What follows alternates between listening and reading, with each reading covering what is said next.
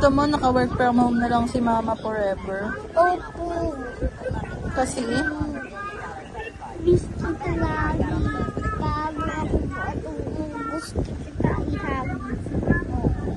Gusto ihag ang mama niya. Please.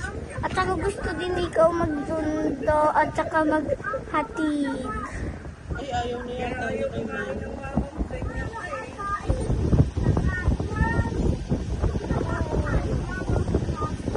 Oo, ikaw lahat pala ma-realize mo kung ano pinapasok ni mami sa mga hard work na.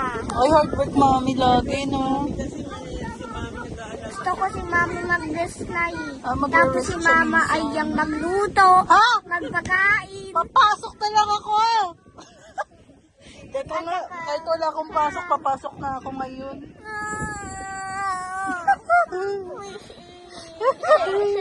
Ayoko ng work ni mami, walang sahod.